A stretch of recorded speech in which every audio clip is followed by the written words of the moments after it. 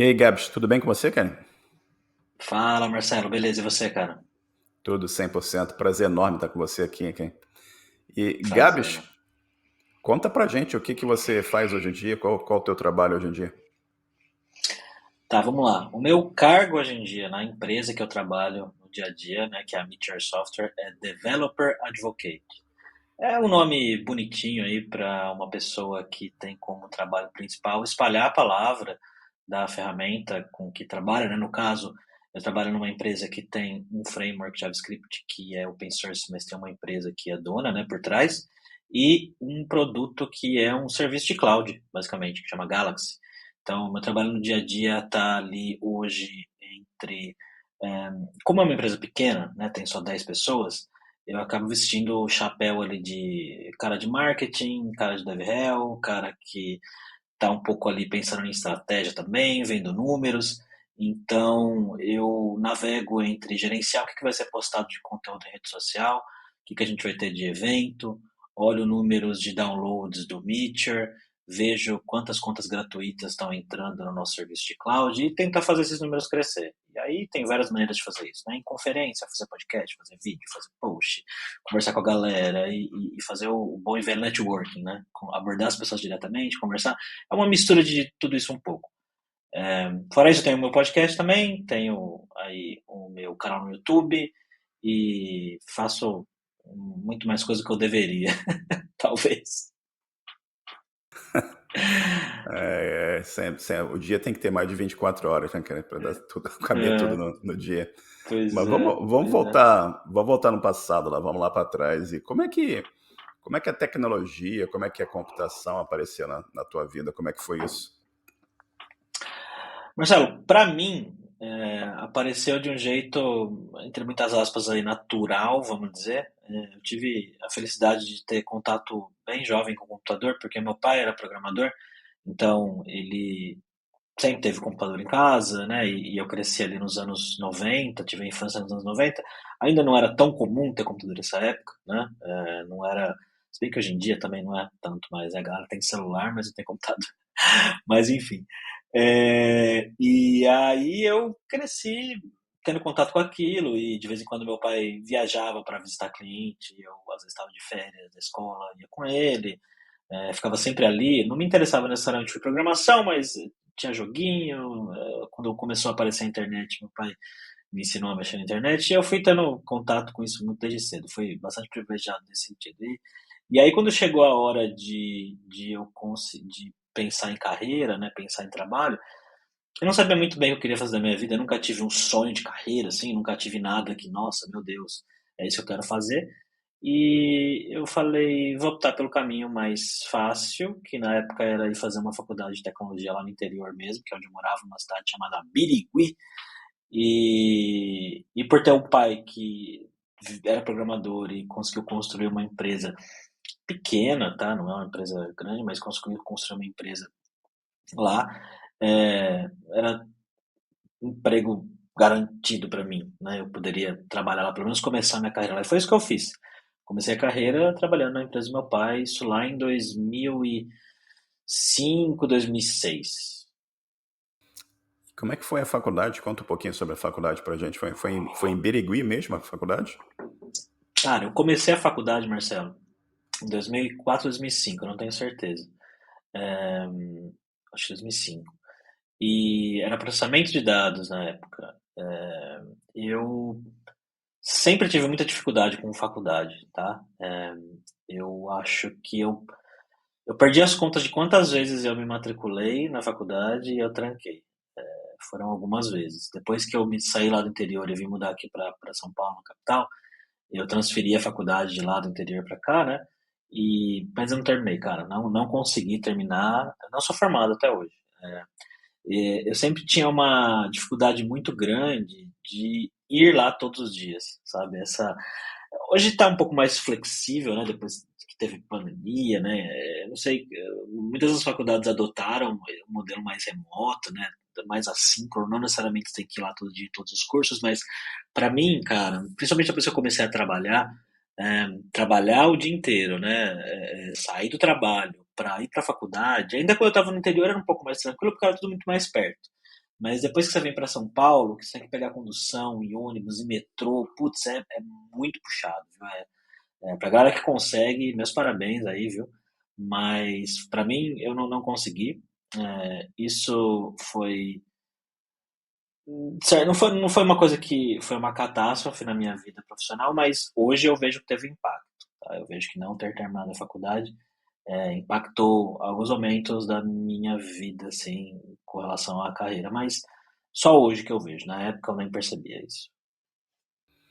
Para mim também, eu lembro que tem muito tempo que eu fiz faculdade também, eu entrei em 83, né? E eu comecei a Uhum. trabalhar cedo, comecei a trabalhar bem cedo também, como programador. E era isso que você falou, eu trabalhava o dia inteiro, aí chegava a hora de ir para a faculdade no outro lado da cidade, pegar metrô, eu sou do Rio de Janeiro, né? E era complicado. Aham. Então acabei que eu levei muito mais Pô. tempo para me formar do que eu deveria ter levado, entendeu? E tinha um complicador Uhum. também que o curso na UERJ era noturno. Então você perdia uma cadeira por alguma razão. Ela era oferecida de manhã no semestre seguinte. Se você quisesse fazer, você não tinha como, né? Você estava trabalhando. Então você tinha Uhum. que esperar mais 6 meses para poder fazer aquela matéria. E bem interessante, como é que você vê o impacto de não ter se formado ainda no teu trabalho? Você pode compartilhar um pouco disso com a gente? Cara, eu comecei a trabalhar então lá na empresa do meu pai, como eu comentei, e assim, essa época, quando eu tinha ali 19 para 20 anos, eu não estava muito afim de trabalhar, sendo bem sincero. Eu estava afim eu tinha começado a sair mais, né? Sair com amigo, beber, né? Comecei a beber com 20 e poucos anos ali, cerveja, aí gostava de sair fim de semana e tal. Então, eu estava meio deslumbrado com essa minha vida de adulto. E o fato de trabalhar na empresa do pai é muito bom, porque você tem um emprego, mas ao mesmo tempo meu pai não era muito rígido com o trabalho, a gente não sabia lidar muito bem ali com isso, né? E então, óbvio, né? Isso acabou sendo bom para mim porque depois, quando eu vim procurar um emprego em São Paulo, eu já tinha uma experiência na carteira de trabalho, já tinha uma experiência no currículo, né? Mas era muito em teoria, porque a grande verdade é que eu estava bem cru ainda, tá? Mas me ajudou, obviamente que me ajudou, né? Quando eu consegui a primeira oportunidade de verdade, vamos dizer assim, aqui em São Paulo, é, foi numa empresa legal, com um salário bom para a época, lá em 2007. E eu consegui relativamente rápido. Eu vim para São Paulo em janeiro e em fevereiro eu já estava empregado. Então foi legal. E eu fiquei um tempo nessa empresa, depois fui para outra, e aí fui crescendo, né? O salário foi aumentando. E na época eu trabalhava com desenvolvimento .NET, lá no C Sharp, com Webforms e depois ASP.NET MVC. E, e eu fui crescendo, só que chegou um platô na minha carreira, assim, chegou num ponto onde eu não conseguia crescer mais. Eu cheguei a me aplicar para vagas de empresas que eu achava muito legais e que tinham, né, um pouco um ambiente mais moderno, lugares que eu queria trabalhar mesmo. Só que aí eu fazia teste, não passava, e aí eu ficava frustrado e eu não conseguia crescer meu salário mais também. Teve época que eu cheguei até a ficar desempregado por uns 3, 4 meses, assim. Eu sei que tem gente que já ficou muito mais, mas para mim na época eu nunca tinha ficado. Para mim foi bem difícil, assim, uma fase que o mercado estava meio devagar, não lembro quando foi, mas eu fiquei bastante tempo fazendo entrevista e não ia. E, e eu não entendia por quê, né? Hoje eu vejo que era um misto de algumas coisas, mas o que me pegava bastante, Marcelo, é que me faltava uma base muito boa com relação a algumas coisas teóricas, sabe? Tipo, eu sabia programar relativamente bem, já era considerado sênior, só que eu ia fazer entrevista, eu não conseguia debater com alguém tecnicamente, porque a grande verdade é que eu não sabia direito o que eu estava fazendo. Eu sabia usar framework, eu sabia usar ferramenta, eu sabia usar o Visual Studio, eu sabia, né, já tinha passado por vários problemas e sabia lidar, mas eu não entendia de verdade o que estava acontecendo na minha aplicação, eu não entendia direito protocolo HTTP, eu não entendia direito, né, particularidades de sistema operacional, eu não entendia direito, eu não sabia debater sobre padrão de projeto, sobre fazer a prova, ia fazer teste para empresa gringa e que tinha teste de algoritmo. Poxa, eu não conseguia fazer, cara, simplesmente não conseguia fazer. E é isso, né? Não vou dizer que se eu tivesse, né, feito toda a faculdade teria ido bem tudo isso? Não sei, não sei. Mas o que é fato é, me faltava base. Me faltava uma base bem boa, assim, que eu só fui pegar 7 anos depois de carreira, quando eu fui trabalhar na Kaelon em 2014, que foi quando eu consegui passar numa vaga lá para ser instrutor, né, de .NET, e aí eu tive que tudo que eu não aprendi de base, eu tive que estudar lá e aprender para dar as aulas na Kaelon. Muito legal, cara. E quer dizer, é o que você falou, a faculdade não necessariamente teria assegurado 100% o seu sucesso, mas teria te dado, vamos dizer assim, uma bagagem adicional para te ajudar nesses testes, nessas coisas que Sim, você teve um pouco mais de dificuldade, né? E conta um pouquinho pra sim. gente como é que foi essa entrada na Kaelon e como é que foi esse trabalho para ser instrutor, como é que foi isso? Conta um pouquinho pra gente. Tá. Eu fiquei esses 7 anos aí, de 2007 a 2014, trabalhando como programador, mas eu sempre gostava muito de participar de comunidade, assim, de estar em fórum, de estar em listas de discussão e tal.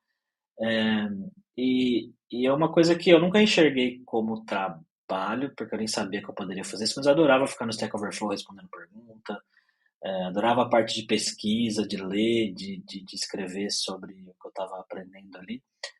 Mas era uma coisa que eu fazia muito quando dava. E o trabalho de programação mesmo em si, no dia a dia ali, é uma coisa que parecia que faltava alguma coisa e eu estava sempre procurando alguma coisa diferente para fazer e eu não sabia o que. E aí, numa dessas, eu fui fazer um curso de programação de desenvolvimento iOS lá na Kaelon, em 2012. Não trabalhei com isso, mas fiquei amigo do cara que foi meu instrutor e um dia estava lá reclamando da vida com ele e falando como eu estava meio frustrado na minha carreira. E ele perguntou se eu não queria tentar dar aula na Kaelon, que parece que tinha vaga aberta e tal. Ele ainda estava lá e falou, vou te indicar lá. E, no fim das contas, eu me apliquei para a vaga e consegui essa oportunidade. E assim, eu sabia que Kylon, para quem não conhece, é uma escola de programação da onde surgiu o que a gente chama hoje de Grupo Alura, que é a Alura, né? Tem várias empresas ali por trás. É, e aí, na época, eles já tinham uma fama na comunidade de tecnologia, assim, por ser referência a ensino de programação, principalmente Java, mas eles tinham uma reputação bem boa, assim. Eu sabia que se eu entrasse lá e pudesse trabalhar com um monte de gente foda, eu talvez ficaria melhor também, sei lá, não sei. Eu achava que era uma oportunidade aí de crescer. No fim das contas foi, né? Eu me apliquei, entrei, trabalhei com gente muito boa e passei por um processo para dar aula, né? Na época, para contratar, eles tinham lá um processo específico onde a gente passava algumas aulas e aí ia melhorando o processo, ia melhorando as aulas junto com alguém que ia ali treinando você, até um ponto que eles falavam assim, tá legal, você tá evoluindo bem, a gente quer contratar você para ser nosso instrutor, fazia uma proposta, aí você continuava passando a aula, treinando, aí começava a pegar conteúdo de um curso mesmo, e durante esse processo a gente passava a aula e aprendia metodologia, ao mesmo tempo que se aprofundava ali no conteúdo no tempo fora da sala de aula. Então, estudando muito, sempre com alguém acompanhando você, te dando livro para ler, te falando, né? E eu tive a sorte de pegar um cara para me treinar no começo, um japonês chamado Vitor Harada, que era um instrutor muito linha dura e que era brabo comigo para eu estudar as coisas, e isso foi muito bom para mim. Na época era bem intimidador, assim, porque ele tinha um jeito bem bravo mesmo, mas ele me ensinou muita coisa, ele me ajudou a me aprofundar muito na parte de orientação a objetos, de entender mesmo, assim, sabe? Que na época eu subestimava um pouco, assim, eu não sabia direito a parte desse objeto. Mais uma vez, né? Sabia o que eu estava fazendo, mas não sabia, né? Eu conseguia fazer, mas se me perguntasse assim, tá, beleza, por que você fez isso aqui? Por que aconteceu tal coisa, sabe? E aí nossa, eu me aprofundei muito nisso, cara. Li bastante coisa, estudei muito mesmo. E foi foda, foi foda.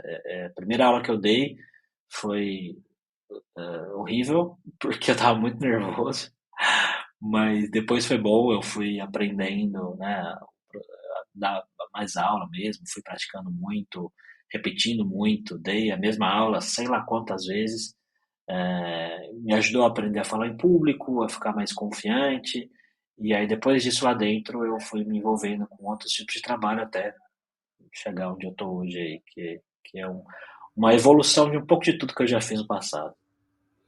As aulas eram presenciais também, que a Lura hoje tem um leque. Perdão. A Lura hoje tem um leque enorme de cursos online, né? Mas nessa época da Kaelon você dava aula presencial para turmas também. Era isso? Era só presencial, na Muito legal. verdade. Era só Muito legal, cursos muito legal. presenciais. Eu dei aula por 3 anos, mais ou menos, e nesse período, todas as aulas foram, todas não, né, mas a maioria das aulas foram presenciais em São Paulo. De vez em quando a gente viajava para outros estados para dar aula em empresas.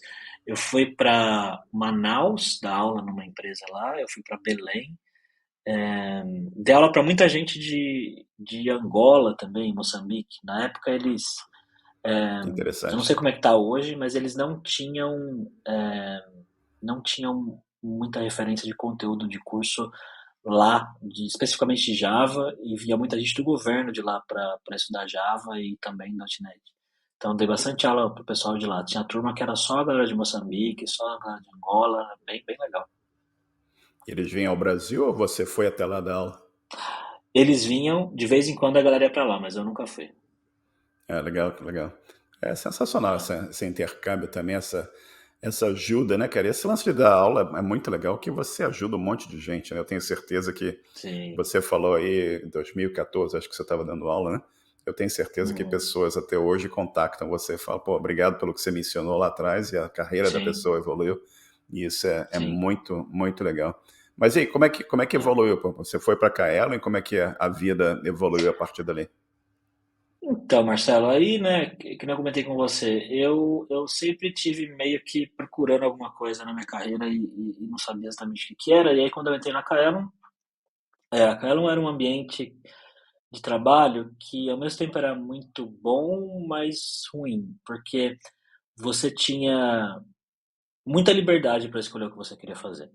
Então, você chegava lá e, tipo, tinha instrutores de vários cursos diferentes. A gente tinha curso de Java, mas tinha de Angular, tinha de front-end, vários de front-end, vários de Java. De Java tinha uns 5, 6 cursos diferentes, de .NET tinha 3, de front-end tinha uns 5, 6, e eram cursos bem densos, assim. Então você tinha a opção de eh, pegar mais cursos. Ah, não, beleza, eu quero pegar outro curso, quero aprender outra coisa. Ou você tinha a opção de se envolver em projetos lá dentro, tipo, eu quero participar no projeto interno que a gente tinha lá para gerir a plataforma. Tem outros projetos que lidavam com a Casa do Código, que era editora de livros. Quando surgiu a Lura, tinha a Lura, então você podia fazer curso para a Lura, você poderia escrever alguma coisa, você poderia. Então, e ninguém te falava assim, ó, você tem que fazer isso, tem que fazer aquilo. Você podia escolher, gerenciamento de tempo era muito aberto. Então, por um tempo, eu fiquei meio perdido, assim, para que lado que eu vou, né? O que que eu faço depois né, das aulas que eu dava? E mais ou menos um ano depois que eu estava lá, eu sempre tive vontade de ter um blog, né, que nem eu comentei com você, eu sempre fui de ler muito, estar em comunidade e tal, e eu, sei lá porque eu nunca fiz, e aí um dia eu falei, vou fazer essa porra. Sentei lá, botei o blog no ar e comecei a escrever, e por ter essa vontade, né, meio internalizada, e quando eu fiz, cara, eu comecei a escrever bastante, comecei a escrever quase todos os dias, assim, num período de uns 3 meses, virou rotina. Sentar de manhã, tomar um café e escrever um artigo curtinho, às vezes mais longo, dependendo do dia, e já postar em tudo quanto é rede social, grupo, não sei o quê. E fazendo isso com frequência, quase todo dia, durante a semana, as pessoas começam a prestar atenção, né? Todo dia aparece alguém ali com um artigo, todo dia aparece o cara ali, o mesmo cara. E meu chefe, na época, começou a prestar atenção também. E como a Lura ainda estava surgindo, né, a empresa não tinha nem 100 pessoas, na época tinha 50 e pouco, 60. Era um monte de dev e a galera de comercial, era isso. Tinha muita financeira, enfim, era bem pequeno. E aí meu chefe falou assim, pô, cara, legal o que você está fazendo aí, né? A gente não tinha time de marketing ainda, não tinha ninguém cuidando especificamente de rede social, blog, newsletter, e eu fui pegando esse trabalho para mim, né? Conforme eu fui evoluindo nesse trampo de escrever e estar ali próximo de conteúdo, eu fui cuidando de rede social. Por um tempo, liderei o time de marketing da Lua, o primeiro time de marketing da Lua. E aí, depois de um tempo, o time foi crescendo E aí as coisas foram crescendo, veio o Hipsters.tech Podcast, veio outros podcasts, veio live, e eu fui pegando para fazer live, fui pegando para fazer episódio de podcast também, comecei a fazer 2 podcasts lá dentro, me envolvi em tudo quanto é tipo de iniciativa, de evento, de organização. Nos 8 anos que eu fiquei lá, cara, eu me envolvi em N coisas diferentes, pelo menos 3 podcasts, pelo menos uma live, um programa de live, né, que é o Alura Live, toda quinta-feira, 1 da tarde. Então foi bastante coisa, assim. Assim, eu não tinha tanta certeza do que eu estava fazendo. Eu ficava, pô, eu sou de marketing, eu sou de dev, o que, que eu sou, né? E aí eu descobri o termo DevRel, que é uma abreviação de Developer Relations, e é um termo guarda-chuva, assim, onde entra todo esse trabalho de relação com a comunidade que está ligado a conteúdo e que tem uma intersecção grande aí de produto, de suporte, de awareness, né, de marketing. E aí eu fui direcionando minha carreira mais ou menos para esse sentido. E é isso que eu faço hoje, né? Sou um profissional aí que entra na categoria de Developer Relations. Se tiver uma área na empresa, provavelmente é lá que eu vou estar. E que tem né, multifacetas aí. Depois dessa entrevista aqui agora com você, eu vou fazer um live code com o desenvolvedor lá do Meteor, que a gente vai construir um app ao vivo, um chat ao vivo, perdão. Mas é isso. Muito legal. Em que canal, que um serviço de streaming, você vai fazer isso ao vivo? Como é que vai ser isso? Vai ser ao vivo no canal do Meteor Software, lá no YouTube. Legal, legal, muito legal. E cara, falando um pouco sobre DevRel e teu trabalho atual, quais são assim, os principais desafios? Que você está falando que você está lidando com comunidade, você tem a interseção de produto, marketing, suporte, várias áreas diferentes. O que você contaria para a gente em termos dos principais desafios no teu dia a dia, no trabalho que você faz atualmente? Tá. Nesse momento, Marcelo, eu entrei na Meteor faz 2 meses e pouquinho, então é bem recente. E o Meteor, ele é uma empresa, né, que tem o Meteor.js, que é um framework que foi criado em 2012. E ele foi um framework que nasceu com uma promessa muito grande, porque ele oferecia recurso de real-time, e na época onde JavaScript ainda não era tão popular no back-end como é hoje, né, 2012 a internet era bem diferente, né? Cloud ainda não era o que é hoje, Data Science ainda era só um nome hypado que ninguém sabia direito o que fazer, né? Então tinha muita coisa ali que estava, os frameworks de JavaScript eram muito fragmentados, era uma bagunça, né? Então o Meteor ele veio como um framework que ele unificava muita coisa ali, oferecia real-time muito fácil de fazer, sem muita configuração, opinionado, né, que a galera fala, e fez um barulho muito grande. De 2012, 13 ali até 2017, 18, ele teve a empresa, né, a dona dos direitos dele, a MDG na época, né, organizou muito evento no mundo inteiro, tinha evento em São Francisco, evento em Londres, enfim. E aí teve um pouco de treta, né, assim, vamos dizer, que a empresa foi vendida e a empresa resolveu apostar num outro framework, numa outra ferramenta na época, aí a comunidade do Meteor.js foi meio que deixada de lado, o framework deixou de ser atualizado como deveria, ele estava, até recentemente, a última versão dele rodava só em cima do Node 14, que é o Node está na versão 20 agora nesse momento, né, então não fazia muito sentido fazer marketing dele também, o uso foi caindo um pouco, né? E os últimos 3 anos, o time do Meteor passou basicamente trabalhando nele para fazer ele funcionar com um Node mais novo e com as tecnologias mais modernas. A gente lançou agora mês passado. E eu cheguei num momento assim onde a empresa como um todo está meio que, né, nesse processo de renovação e o framework renascendo para a gente, né, continuar investindo no produto que a gente tem. E o principal desafio nesse momento, eu encontro um pouco eu encontro uma comunidade que está um pouco desconfiada, assim, sabe? Uma galera que gosta muito, né? Porque open source é uma coisa que a galera que está próximo de open source gosta muito, né? Tem meio que um carinho, sente que aquilo é deles mesmo, né? E é, né, no fim das contas é.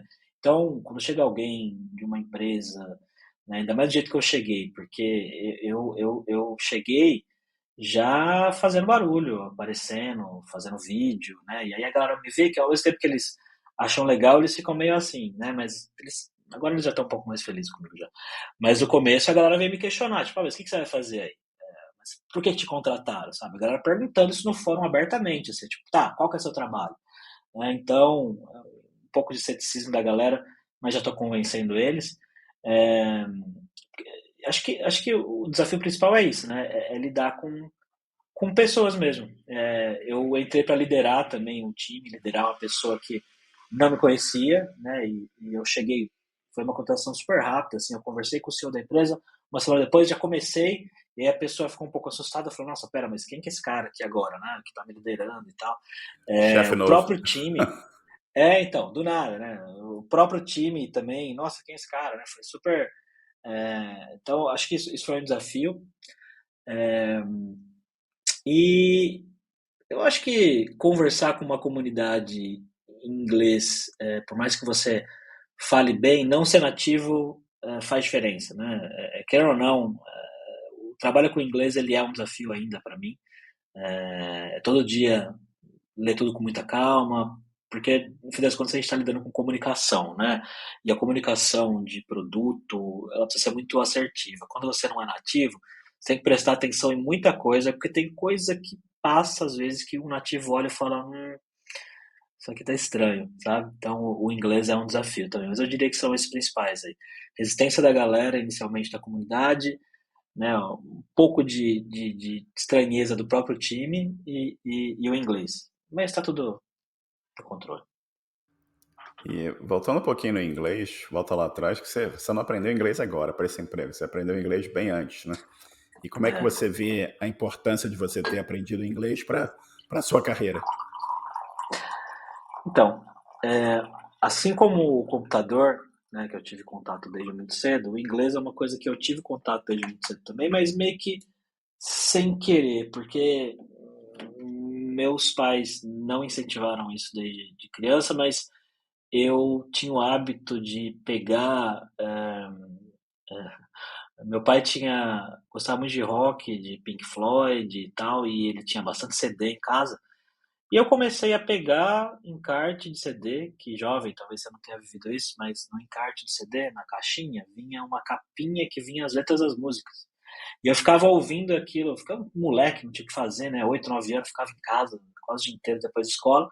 E eu ficava ouvindo repetidamente as músicas e ficava lendo. E aí um dia meu pai falou, pô, o que é isso aqui? Ah, é tal coisa. E ele viu que eu tava sacando, sabe? É, e aí ele falou, cara, vou botar você num curso de inglês aí, vamos ver como é que vai. E aí me botou no curso de inglês, eu tinha uns 9, 10 anos e cara, eu sempre tive muita facilidade, tá? Eu ia pro curso e o curso pra mim era fácil, não sei dizer, eu achava tudo fácil. Eu acho que quando a gente aprende as coisas quando a gente é jovem, né, muita coisa é menos complexo do que mais velho, né? Eu sinto que com o tempo parece que vai ficando cada vez mais difícil você aprender coisas novas do zero. Então, quanto antes você puder aprender inglês, aprenda, porque provavelmente vai ficar mais difícil com o tempo. Ah, então, para mim foi muito importante. Eu sei que hoje, muitas das pessoas que eu tenho contato na minha bolha de tecnologia, elas falam inglês, mas eu sei que a maioria das pessoas no Brasil não falam inglês, que a maioria dos profissionais de tecnologia não falam inglês, que você que está ouvindo a gente talvez não fale inglês, ou que entenda, mas tem um pouco de dificuldade. Mas o quanto antes você puder investir, invista, porque faz muita diferença, especialmente no momento onde a gente caminha para um cenário em que trabalhar para o exterior daqui do Brasil nunca foi tão bom quanto é hoje. Por N fatores, né, se é justo, se não é, eu não sei, mas trabalhar daqui, ganhando moeda estrangeira, é um dos melhores cenários assim, para quem trabalha com tecnologia. Exato, cara. Isso aí abriu muita porta para muita gente. Eu também comecei bastante cedo. E eu fiz um curso no Brasil chamado CCAA. É isso Uhum. 200 anos atrás. E foi muito Sim, importante na minha vida, né? Estar aqui no Canadá não teria sido possível sem esse inglês que eu aprendi lá como eu disse, há 200 anos atrás. E também, você falou da musiquinha no CD, no CCA, a gente tinha uma aula extra, adicional, aula grátis, né, se você quisesse você ir. Era toda sexta-feira, às 7 horas da noite. E chamava Musical Meeting. Então você ia para lá e a professora tocava uma música e as pessoas falavam, comentavam, cantavam, ou liam a letra da música juntos e aprendiam inglês assim, dessa forma também. É uma Sim. forma bem agradável de você aprender e bem legal também. Sim. E, cara, eu lembro de você comentar no Twitter que você saiu do emprego fixo para trabalhar com produção de conteúdo e tudo mais. Como é que foi essa fase da tua vida? Como é que foi essa experiência para você? Então, Marcelo, foi um processo meio impulsivo. Depois que eu fiquei 8 anos na Lura, fui trabalhar para uma startup da Estônia, país Estônia, lá no leste europeu. E eu, remoto, tá? Não fui para lá. Cheguei a ir para lá, mas morando aqui no Brasil. E eu fiquei 1 ano e pouco lá e tinha um puta salário para mim, né? Isso foi ano passado, né? 2023. Puta salário, o maior salário que eu já ganhei na minha vida, foi muito bom e tal, aprendi muito, viajei, foi incrível. Só que o trabalho lá dentro também não clicava, tinha alguma coisa que faltava ali. E aí, ano passado, eu resolvi criar meu podcast. Já tinha o canal no YouTube, já tinha várias outras coisas, né? O Twitter, que você falou, sempre postei muito lá e tal. E aí, quando eu fiz o podcast, cara, assim como quando eu fiz o blog lá no ano passado, lá em 2015, eu sempre quis ter um podcast, mas sei lá porque eu nunca fiz, até que um dia eu falei, vou fazer. Fiz, pus no ar, e a recepção inicial dele foi muito melhor do que eu imaginava. Os primeiros episódios, pô, subiu lá pro primeiro lugar lá do Spotify, eu falei, caramba. E aí empolguei, né? Aí falei, nossa, quero fazer mais isso. Isso foi abril de 2023. E quero fazer mais isso. Aí aconteceu que eu queria só trabalhar no podcast, não queria mais trabalhar. Queria ficar fazendo podcast, não sabia editar, aprendi a editar um pouquinho, comecei a fazer lá e tal.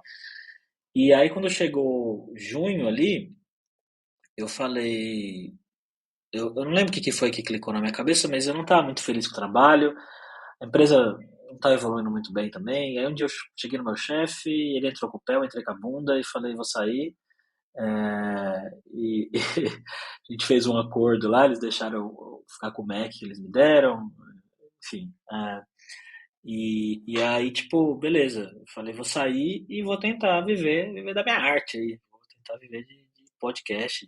Eu já tava com isso na cabeça há um tempo, e foi um movimento meio, como eu disse, impulsivo, porque eu não me planejei para isso, não foi uma coisa que eu estava planejando, principalmente financeiramente, assim, mas estava super empolgado, já tinha várias conversas rolando, já tinha várias empresas querendo patrocinar e blá blá blá. E eu falei, bora. E aí eu fui. Foi altos e baixos, aí fiquei 1 ano, um pouco mais de 1 ano nesse modelo aí, vivendo de patrocínio no podcast, episódio patrocinado, e vídeo, e publicidade no Instagram, e, como eu disse, altos e baixos, a ansiedade de não ter ali uma grana fixa entrando todo mês me pegou forte, mas consegui, posso dizer que consegui. Nesse tempo não foi fácil, mas longe de ter ficado sem grana, qualquer algo do tipo, né? Só realmente altos e baixos mesmo. Cheguei a vender alguns workshops meus, ainda dou mentoria e consultoria para pessoas e empresas. E foi um aprendizado grande, né? Mas como eu falei no Twitter também esses dias, ter um salário dá uma tranquilidade muito boa, né? Tô aí na Mitchell, vai fazer 3 meses e além de estar gostando do trabalho, a tranquilidade do trampo, da previsibilidade ali é foda. Previsibilidade da grana entrando, né? Que isso é bem legal também. E você falou que você foi na Estônia, você foi a Tallinn? Fui a Tallinn. Foi 3 vezes lá, nesse período de 1 ano. Tallinn é um lugar bacana, a Estônia é um lugar bacana. Eu tive lá em 2011, eu fiquei impressionado com o nível de automação. Acho que muita gente não sabe Skype, né? Lembra do Skype? Não é tão usado como era antigamente, mas foi criado lá antes de ser vendido, né? Se não me engano, foi criado lá. Eu lembro que em 2011 ele já votava online. Eu lembro da guia da excursão que nós pegamos lá, ela mostrava, tinha um cartãozinho, tipo um CPF de lá, né? que ela falou que Uhum. eles tinham um terminalzinho em casa, enfiava o cartãozinho e votava online. Isso em 2011, tem 13 anos já. Entendeu? Imagina como é que isso deve Sim. ter evoluído em termos de serviços em geral. E realmente é uma área com muita startup, muita iniciativa interessante, aquela região dali da Estônia, Látvia. Né? Eu trabalhei com o pessoal da Látvia também aqui um tempo atrás, foi bem interessante. Eles tinham uma fábrica de empacotamento de software. A gente mandava o Hum. software, a especificação, eles faziam empacotamento e mandavam de volta para a gente aqui para fazer o deploy que tinha que ser feito. É bem legal também. E, cara, você voltou agora você está na Meteor e parece que é uma mudança bem interessante e você continua aqui com a tua produção de conteúdo, né? Como eu falei aqui no começo do nosso papo, antes da gente começar a gravar, eu vou passar vergonha, né, com essa entrevista aqui, com o conteúdo que eu estou produzindo em relação ao que eu vejo você produzindo, a qualidade que você produz e toda a ajuda que você dá para a comunidade. Eu acho que é uma coisa sempre muito bacana no trabalho que você faz, a sua franqueza, né? Você se expõe, você mostra para as pessoas, nem tudo são flores, né? Você tem, isso aqui é sexy, mas tem esses problemas aqui também, entendeu? Isso aqui Uhum. tem esses problemas, mas tem essa parte interessante. Eu acho que isso tudo você vai dando uma perspectiva muito diversificada para as pessoas entenderem que tá, como é que é a experiência, como é que a coisa vai evoluindo. E por falar nisso, você, olhando para trás aqui, você já trabalhou com .NET e está trabalhando com framework JavaScript, produziu conteúdo, deu aula, um monte de coisa que você já se envolveu na tua carreira aqui. Tem alguma tecnologia, alguma coisa em particular que você não tenha lidado, não tenha trabalhado, mas que você, quem sabe, gostaria de trabalhar algum dia? Hum. Cara, eu acho que não. Eu sou uma pessoa que eu não sou aquele cara que é super fã de tecnologia X ou Y, sabe? No fim das contas, eu acho que eu gosto muito mais da parte comunicativa da coisa, da parte de relacionamento do trabalho do que da tecnologia em si. Tecnologia eu aprendo, né? Se eu precisar aprender, por exemplo, agora eu estou programando JavaScript pra caramba, né? Estou aprendendo Meteor aí e tal. Para mim é de boa, eu tenho conhecimento suficiente para me virar em praticamente qualquer linguagem de programação que eu precisar aprender, qualquer tecnologia que eu precisar aprender. Então, não tenho nenhuma ambição com relação a isso, não. Acho que eu gostaria de, talvez, trabalhar com mais formatos de comunicação, né? Seria muito legal um dia, eu fico viajando, se eu conseguisse apresentar programa de TV mesmo, programa de rádio, que todo dia ali ao vivo, apresentar um evento, sabe? Nunca apresentei um evento grande, ser o host ali. Acho que esse tipo de coisa eu gostaria de fazer. E o que você acha que é uma. Você está lidando com DevRel, tem um componente enorme de comunicação, né? O teu forte é a comunicação, o teu desejo aí é trabalhar com outras coisas relacionadas à comunicação. O que você acha que é uma comunicação efetiva, que funcione realmente? Cara, a gente está num momento hoje onde está disputando atenção com muita coisa, né? Então, os canais de comunicação, eles são vários, tem vários formatos, cada rede social, cada plataforma tem o seu jeito de lidar com aquilo. Cada um tem um algoritmo diferente, cada um tem uma forma diferente para você ter sucesso. Mas eu acho que, no fim das contas, o que faz as pessoas conhecerem você, conhecerem seu trabalho e ficarem você estar no maior número de lugares possíveis e você ser frequente, né? Então, você pegar uma mensagem e passar aquela mensagem várias vezes, várias vezes, um dia, 2 dias, 3 dias, até a pessoa entender, porque demora até as pessoas entenderem o que acontece, né? Até a pessoa entrar no seu canal, os programadores, entender que é um canal de entrevista, pode parecer que é óbvio pra gente, né? Mas demora, a pessoa vê um vídeo uma vez, aí ela esquece, aí ela lembra. Então, quanto mais frequente você conseguir ser, né? Quanto mais você conseguir distribuir o seu conteúdo em canais diferentes com uma frequência boa, mais sua mensagem vai chegar e mais aquilo vai ficar nas pessoas.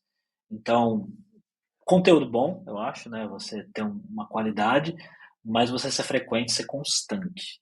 Quanto mais melhor, no fim das contas, né? Tanto que se você vê a galera que é live streamer, por exemplo, a galera está bem porque tá todo dia fazendo live, né? A pessoa tá lá todo dia, horas e horas e horas e horas. E é uma fórmula, entre muitas aspas, de sucesso, né? É, eu diria que é a frequência. Aí tem boas práticas de cada, né, plataforma, algoritmo que a gente não precisa entrar em detalhe, mas acho que frequência. Frequência e qualidade da mensagem. E você olhando essas múltiplas plataformas de streaming que você tem hoje, YouTube, TikTok, você tem conteúdo que você pode postar em Instagram, você tem website, podcast, como é que você vê isso tudo? Como é que você vê o TikTok hoje em dia? Como é que você vê a constância, você falou de constância e distribuição em múltiplas plataformas, como é que você vê Uhum. essas plataformas, os seus nichos e a efetividade de cada uma em atender atingir o seu público-alvo? Tá. É, eu vejo, das redes que eu uso, né? Eu vejo o LinkedIn como um lugar para você falar bastante de carreira mesmo, trabalho, perspectiva, opinião. Twitter, o X, né? É uma plataforma para você espalhar informação, para você divulgar conteúdo rapidamente ali, falar sobre coisas que estão acontecendo agora. TikTok e Instagram, principalmente a parte dos vídeos curtos, elas são para alcance e o que a galera chama de topo de funil, né?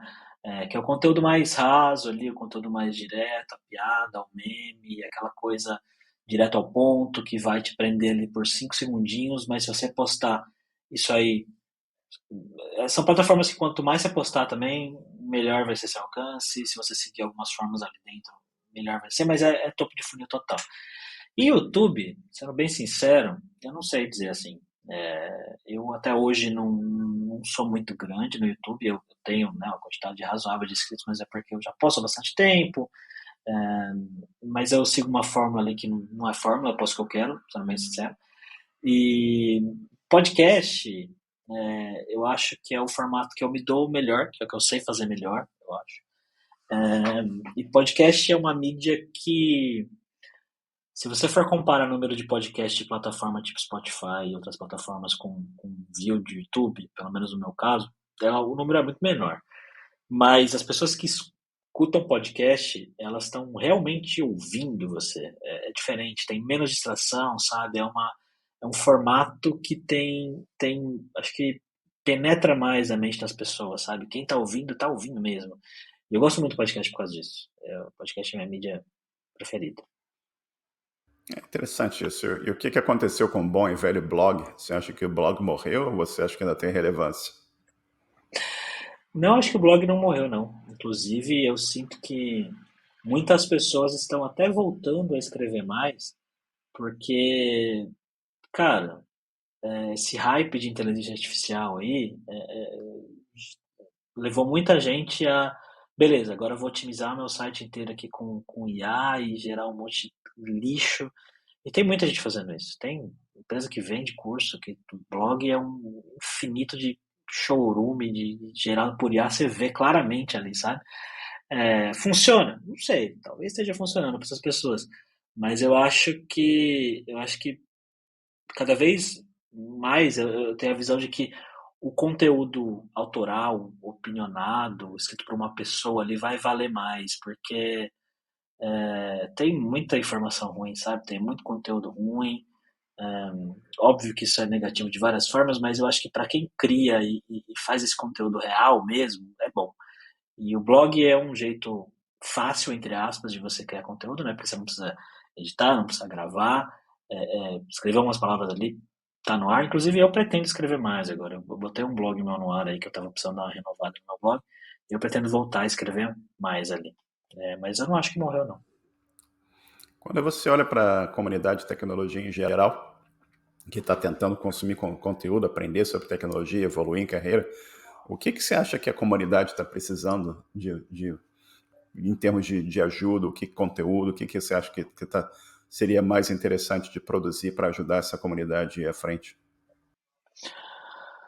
Eu acho que talvez mais pessoas falando sobre as experiências de vidas delas, sabe? Porque A gente tem muito, quando a gente está em comunidade, quando a gente está em rede social e tal, a gente tem muito a tendência a ficar se comparando com as pessoas, né? De ver alguém e falar, nossa, a pessoa é foda, queria ser foda que nem ela. E até o que você falou lá atrás sobre mim, né? Muita gente se identifica comigo e gosta do que eu falo, porque a maior parte do conteúdo que eu já fiz até hoje, ele não é técnico. Ele fala mais de experiência, de vivência, de medos, de frustrações que todo mundo tem, né, em um ponto ou outro da vida, e nem todo mundo Sentimento, fala todo mundo é sobre. humano. Exato, exato. Então, eu acho que mais pessoas falando mais sobre a vivência, sobre a experiência, tanto as boas quanto as ruins, poderia ajudar muita gente, sabe? Eu acho que falta um pouco disso. E tocando nesse ponto aqui, você me preparou para a próxima pergunta aqui, né? Olhando para o passado, tudo aqui que você já, tua carreira lá, que você falou para mim que você começou com teu pai, você teve acesso ao computador cedo e tudo mais, e faculdade. Olhando para trás, você vê alguma coisa que você teria feito diferente na tua vida profissional? Algum caminho que você não tentou, que você acha que deveria ter tentado? Ou algum caminho que você tentou e falou assim, não, eu deveria não ter tentado aquele caminho? Alguma coisa que você teria mudado, não? Ah, cara, eu acho que eu teria terminado a faculdade de uma vez só, porque entre os períodos ali que eu fiquei, né, indo e voltando, foi mais do que uma graduação. O tempo que eu fiquei indo e voltando, eu poderia ter terminado a graduação bem mais rápido e não sei o que isso teria impactado, né? Não sei se eu estaria aqui hoje falando com você, pode ser até que seria diferente o meu caminho, né, se eu tivesse feito isso, mas eu teria terminado a faculdade, isso, sim. Do resto, acho que não. Do resto, acho que tudo aconteceu como deveria, talvez. Todas as experiências são válidas também, né? Ah, Vira e não, com mexe, certeza. eu faço essa pergunta, algumas vezes as pessoas falam assim, teria mudado alguma coisa aqui, não, mas não funcionou. E é o que é. E você também nunca sabe se você tivesse tomado um caminho aqui, o que teria acontecido. Aquela coisa do É, efeito borboleta, né? Você não sabe para. Tomei essa rua evitou que outra coisa aqui acontecesse. Você não sabe. Mas é sempre ah, interessante fazer essa reflexão também. E, cara, você, pensando aqui na audiência dos programadores, a gente tem basicamente gente de 16 a 50 anos ou mais tentando aprender sobre tecnologia, programação e, quem sabe, evoluir a carreira. Que tipo de recomendação você teria para essas pessoas que você acha que eles deveriam estar focando ou não estar focando e para tentar levar a carreira deles à frente? tá. Bom, poderia falar várias coisas, mas eu acho que uma dica que talvez não muita gente dê é fale sobre o que você está aprendendo, sobre o que você gosta de aprender, sobre o que você está construindo, sobre o que você está fazendo. Fale sobre isso em vários lugares diferentes. Fale sobre isso em rede social, fale sobre isso com pessoas, encontre gente que está fazendo a mesma coisa que você, converse com as pessoas sobre isso. Se você curtir postar, escrever, fazer vídeo, fazer podcast, o que quer que seja, fale sobre, porque falar sobre o que você está fazendo, falar sobre o que você está estudando, escrever sobre o que você está estudando, vai te ajudar a, primeiro, fixar conteúdo, se você estiver fazendo código principalmente, né? Então, vai te ajudar muito nisso, vai ajudar você a praticar aí algumas habilidades que você de repente hoje não tem. Pode ser desconfortável falar, pode ser desconfortável escrever, pode ser desconfortável em evento, em comunidade, em Discord, mas assim, tem N lugares diferentes para você fazer isso, muita gente está no mesmo barco que você, e quando você fala, você vai atrair outras pessoas interessadas na mesma coisa que você vai atrair possíveis empregadores, você vai conseguir construir uma imagem sua de alguma maneira, e assim, muita gente, quando eu dou dicas nesse sentido, fala, ah, não, mas hoje então você tem que ser blogueiro para ser programador, você tem que fazer dancinha, né? E não é isso. Mas a gente está vivendo em um momento onde nunca foi tão fácil, entre aspas, construir uma reputação online, porque você tem todas as suas ferramentas aí. Você pode fazer um monte de networking sem sair de casa. Você pode conhecer um monte de gente sem sair de dentro do seu escritório. Isso é ao seu alcance. É uma ferramenta que você pode usar ou não. Então, se você usar bem, você pode ter certeza que muitas portas vão se abrir para você.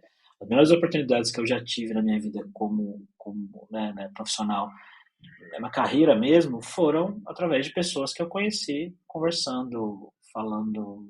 em evento, em café, no bar. Então, fale sobre o que você está fazendo, sobre o que você curte, sobre o que você está estudando, o máximo que você puder. E, cara, você está trabalhando com um produto hoje que é um produto open source, né? E como é que você vê a importância da participação em iniciativas de open source para ajudar na carreira da pessoa?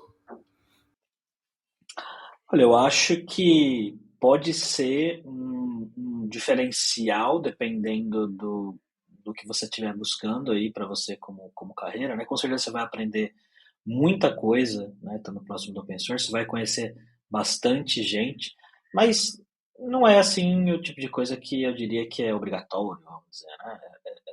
Muita gente que, né, são programadores muito bons, aí, gente muito foda da tecnologia que eu conheço, nunca chegou nem perto de open source. Mas eu acho que é válido como uma experiência e mais um lugar para você conhecer gente interessante. E tem muitos caminhos diferentes se você se envolver com open source. É só, tipo, coisa boa. Isso eu garanto. Muito legal, ok. E você teria dica de livro, música, jogos, filmes ou teu canal que você quiser recomendar aqui pra gente? Cara, ultimamente só ando jogando FIFA. Você joga alguma coisa, Marcelo? Jogo nada, cara. Nem papel no lixo, tanto jogando ultimamente. Eu jogo FIFA e já tentei jogar uma outra coisa, mas não sou muito dos games, não. Eu acho que eu posso dar uma recomendação futura, que você mencionou a Látvia, que é a Letônia, né? A Letônia é um país que, assim como a Estônia, eu já ouvi falar muito pouco sobre, mas eu recebi um e-mail semana passada de uma agência do governo da Letônia, Invest em Letônia, me convidando para ir para lá mês que vem, em setembro, para fazer um tour pela Letônia, conhecer a tecnologia deles, e eu fiquei muito feliz. Sensacional. Eu tenho uma reunião com eles amanhã, para a Sensacional. gente acertar os detalhes, e vai eu e mais um outro cara que queria conteúdo de tecnologia.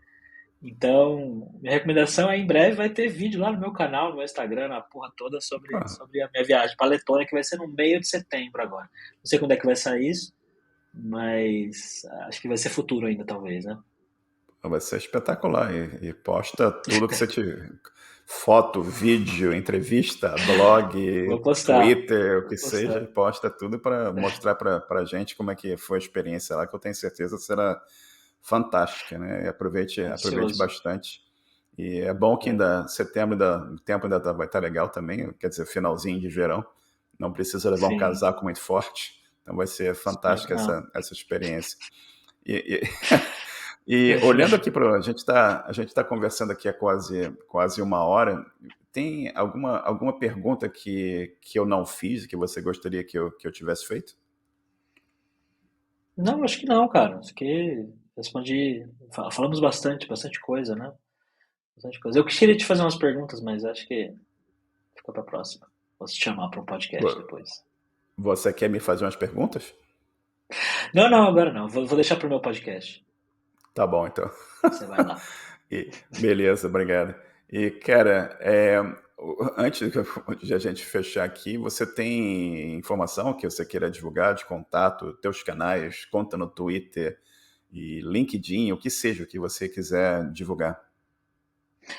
Boa, bom, eu sou o Gabs Ferreira em todas as redes sociais. Se procurar por Gabs Ferreira, lá você vai me encontrar. Escuta meu podcast, o Olá Gabs, que é um podcast que eu faço com bastante carinho.